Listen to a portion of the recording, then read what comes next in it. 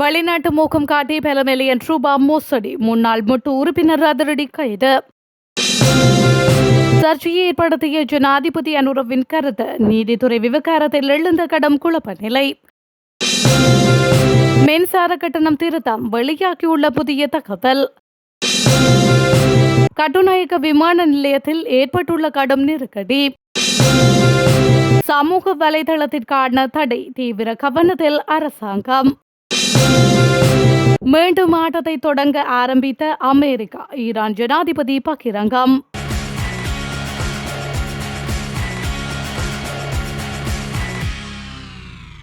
ருமேனியாவில் வேலைவாய்ப்பு பெற்று தருவதாக கூறி பல மில்லியன் ரூபாய் மோசடி செய்த குற்றச்சாட்டில் ஹங்குரகெத பிரதேச சபையின் முன்னாள் உறுப்பினர் ஒருவர் கைது செய்யப்பட்டுள்ளதாக இலங்கை வெளிநாட்டு வேலைவாய்ப்பு பணியகம் தெரிவித்துள்ளது. ஸ்ரீலங்கா பொதுஜன பெரமுனவுடன் தொடர்புடைய இந்த சந்தக நபர் வெளிநாட்டு வேலைவாய்ப்பு பணியகத்தின் விசேட விசாரணை பிரிவினரால் கைது செய்யப்பட்டுள்ளார். ருமேனியாவின் கட்டுமான துறையில் வேலை பெற்று தருவதாக கூறி சுமார் 16 நபர்களிடமிருந்து 21.3 மில்லியன் ரூபாவை சந்தக நபரும் அவரது மனைவியும் மோசடி செய்துள்ளதாக குற்றம் சாட்டப்பட்டுள்ளது. பாதிக்கப்பட்டவர்களிடமிருந்து பணத்தை பெற்றுக்கொண்ட பின்னர் சந்தக நபர்கள் அவர்களுக்கு வேலைவாய்ப்பு ஒப்பந்தங்களை வழங்கியுள்ளதாக முதற்கட்ட விசாரணைகளில் தெரிய வந்துள்ளது. அத்தோடு பிரதான சந்தக நபர் ஏற்கனவே ருமேனியாவில் 2 ஆண்டுகள் பணிபுரிந்த அனுபவத்தை கொண்டு இந்த மோசடியை முன்னெடுத்துள்ளமை கண்டறியப்பட்டுள்ளது. விசாரணைகளின் போது கண்டி ரெக்கில் கடவில் உள்ள தனது வீட்டிற்கு தப்பியோடிய சந்தக நபர் பின்னர் கடுக்கனாவையை உள்ள வாடகை வீடு ஒன்றில் மறைந்திருந்த போது அரசு புலனாய்வு பிரிவின் உதவியுடன் கண்டுபிடிக்கப்பட்டு கைது செய்யப்பட்டதாக தெரிவிக்கப்படுகின்றது. ஜனாதிபதி அனுரகுமார திசாநாயக்க நீதிமன்றத்தில் நிலுவையில் உள்ள ஒரு வழக்கு குறித்து அண்மையில் தெரிவித்த கருத்துக்கள் நீதித்துறையின் சுதந்திரத்திற்கு பாதிப்பை ஏற்படுத்தும் என இலங்கை சட்டத்தரணிகள் சங்கம் தனது கடுமையான கவலையை தெரிவித்துள்ளது. அண்மையில் நடைபெற்ற மே தின பேரணியில் உரையாற்றிய ஜனாதிபதி மே 25 அன்று வழங்கப்பட உள்ள ஒரு தீர்ப்பு குறித்து குறிப்பிடுகையில் அந்த தீர்ப்பு வெளியானதும் பொதுமக்கள் அதை பாராட்டி கைதட்ட முடியும் என்றும் கூறியிருந்தார். ஜனாதிபதியின் இந்த அறிவிப்பு நீதித்துறையின் மீதான பொதுமக்களின் நம்பிக்கையை சிதைக்கும் வகையில் அமைந்துள்ளதாக சட்டத்தரணிகள் சங்கம் எச்சரித்துள்ளது. ஜனாதிபதியின் இந்த உரையானது நீதித்துறை செயற்பாடுகளில் வெளிப்படையாக தலையிடுவதை போன்ற ஒரு தோற்றத்தை உருவாக்குவதாக BASL சுட்டிக்காட்டியுள்ளது. அபிதாஜமும் அல்லது வெளிப்புற தாக்கங்களும் இன்றி நீதியை நிலைநாட்ட வேண்டியது நீதித்துறையின் அடிப்படை பண்பாகும். ஆனால் இத்தகைய கருத்துக்கள் நீதிபதிகளின் சுதந்திரமான முடிவெடுக்கும் ஆற்றலை மற்றும் சட்டத்தின் மீதான பொதுமக்களின் நம்பிக்கையை வலுவிழக்க செய்யும் என அந்த அமைப்பு தனது அறிக்கையில் குறிப்பிட்டுள்ளது.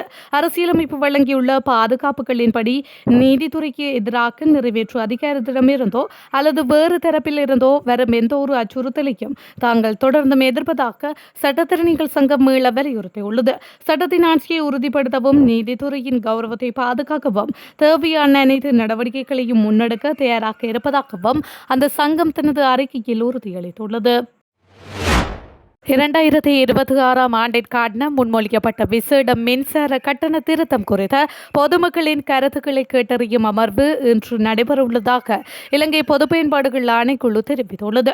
இதற்கமைய கொழும்பு பண்டாரநாயக்க சர்வதேச மாநாட்டு மண்டபத்தில் காலை 8:30 மணி முதல் மாலை 3 மணி வரை இந்த விடயம் தொடர்பான வாய்மூல கருத்துக்கள் பெற்றுக்கொள்ளப்பட உள்ளன. 2002 ஆண்டின் 35ஆம் இலக்கு இலங்கை பொது பயன்பாடுகள் ஆணைக்குழு சட்டத்தின் 17ஆம் பிரிவு மற்றும் 2024 ஆண்டின் 36ஆம் இலக்கு இலங்கை மின்சார சட்டத்தின் 29ஆம் பிரிவின் விதிகளுக்கு அமைவாக இந்த பொது கருத்து கணிப்பு நடத்தப்படுகின்றது.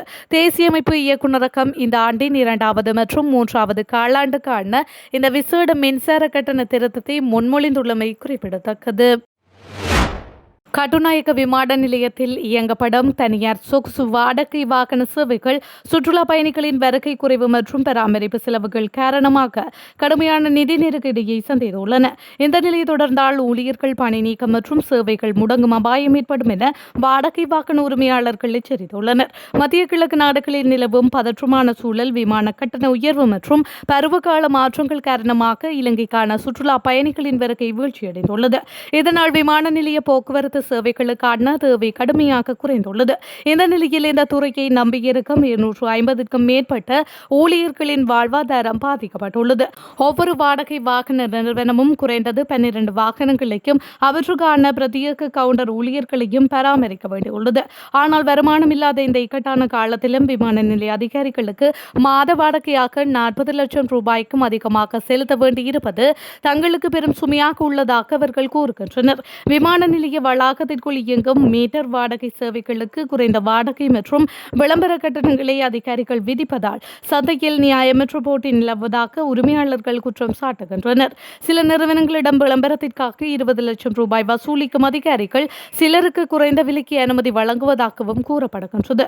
இந்த நெருக்கடியை சமாளிக்க அடுத்த 3 மாதங்களுக்கு தங்களது மாத வாடகையில் 50% தற்காலிகமாக தள்ளுபடி செய்யுமாறு அதிகாரிகளிடம் கோரிக்கை விடுக்கப்பட்டுள்ளது. இதுவரை எந்த பதிலும் கிடைக்கவில்லை. உயரிய தீர்வு கிடைக்காவிட்டால் ஊழியர்களை குறைக்க வேண்டியிருக்கும். அது அவர்களின் வாழ்வாதாரத்தை பாதிக்கும் என்றும் அவர்கள் சுட்டிக்காட்டியுள்ளனர்.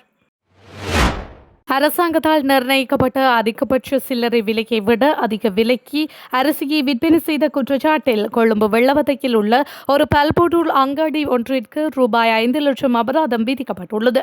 கொழும்பு மாளிகா கந்த நீதவான் நீதிமன்றத்தில் இந்த வழக்கு நேற்று விசாரணைக்கு எடுத்துக் கொள்ளப்பட்ட போதே இவ்வாறு அபராதம் விதிக்கப்பட்டுள்ளதாக நுகர்வோர் விவகார அதிகார சபை தெரிவித்துள்ளது.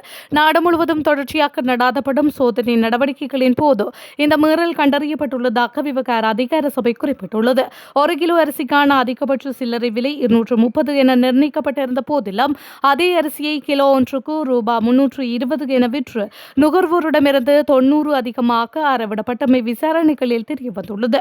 அதுடன் அத்தியாவசிய பொருட்களின் விலையை உயர்த்தி நுகர்வோரை சுரண்டும் வியாபாரிகளுக்கு எதிராக கடுமையான நடவடிக்கை எடுக்கப்படும் எனவும் விவகார அதிகார சபை தெரிவித்துள்ளது. மேலும் அத்தியாவசிய பொருட்களை வாங்கும் போது அச்சிடப்பட்டுள்ள அதிகபட்ச சில்லறை விலையை சரிபார்க்குமாறும் நிர்ணயிக்கப்பட்ட விலையை விட அதிகமாக பணம் செலுத்த வேண்டாம் என்றும் பொதுமக்களுக்கு சபை அறிவுறுத்தியுள்ளது. இத்தகைய மீறல்களை ஆதாரங்களுடன் உடனடியாக அறிவிக்குமாறும் நுகர்வோர் விவகாரங்கள் ஆணையத்தின் 1977 என்ற துரித இலக்கம் வழியாக முறைப்பாடுகளை பதிவு செய்யலாம் என்றும் விவகார அதிகார சபை பொதுமக்களிடம் கேட்டுக் கொண்டுள்ளது. சிறுவர்கள் டிஜிட்டல் சாதனங்களை பயன்படுத்துவது மற்றும் சமூக வலைதளங்களை அணுகுவது தொடர்பாக கடுமையான கட்டுப்பாடுகளை விதிக்க அரசாங்கம் ஆலோசித்து வருவதாக மகளிர் மற்றும் சிறுவர் விவகார அமைச்சர் சரோஜா சாவித்ரி பால்ராஜ் தெரிவித்துள்ளார். மேற்பார்வையின்றி டிஜிட்டல் சாதனங்களை பயன்படுத்துவதால் சிறுவர்கள் சுரண்டப்படுதல், அதற்கு அடிமையாதல் மற்றும் நடத்தை ரீதியான சிக்கல்கள் அதிகரித்துள்ளதை சுட்டிக்காட்டி அவர் இதனை கூறியுள்ளார். அதன்படி சிறுபிள்ளைகளிடையே மொபைல் சாதனங்களின் பயன்பாட்டை கட்டுப்படுத்துதல் மற்றும் சமூக வலைதள அணுகுமுறையை தடை செய்தல் உள்ளிட்ட சாத்தியமான கட்டுப்பாடுகள் குறித்து அதிகாரிகள் ஆலோசித்து வருவதாக அமைச்சர் குறிப்பிட்டுள்ளார். டிஜிட்டல் உலகில் சிறுவர்களின் பாதுகாப்பை உறுதி செய்வதற்கான கொள்கை பரிந்துரைகளை உருவாக்குவதற்காக பிரதமர் ஹரணி அமரசூரிய தலைமையில் ஒரு விசேட குழு நியமிக்கப்பட்டுள்ளது. 5 வயதிற்குட்பட்ட சிறுவர்கள் டிஜிட்டல் திரைகளை பயன்படுத்துவதை தவிர்க்கவும், 12 வயதிற்குட்பட்டவர்கள் சமூக வலைதளங்களை பயன்படுத்துவதை தடை செய்யவும் தற்போது பரிந்துரைகள் முன்வைக்கப்பட்டுள்ளன. அமெரிக்காவுடன் பேச்சுவார்த்தைகள் நடைபெற்று வருகின்ற போதிலும் ஈரானுக்கு எதிரான ராணுவ குவிப்பு மற்றும் அச்சுறுத்தல்களை அமெரிக்கா மீண்டும் முன்னெடுத்து வருவதாக ஈரான் ஜனாதிபதி மசூத் பெஷிஷ்கியன் தெரிவித்துள்ளார். அமெரிக்கா தனது அதிகபட்ச அழுத்தம் கொடுக்கும் கொள்கையை இப்போதும் பின்பற்றுவதாகவும், ஈரானை பேச்சுவார்த்தை மேசைக்கு கொண்டு வந்து தனது ஒருதலைபட்சமான கோரிக்கைகளுக்கு பணிய வைக்க அமெரிக்கா விரும்புவதாகவும் அவர் கூறியுள்ளார். இருப்பினும் ஈரானை பணிய வைப்பது என்பது சாத்தியமற்ற ஒன்று என பெஷிஷ்கியன் வலியுறுத்தியுள்ளார்.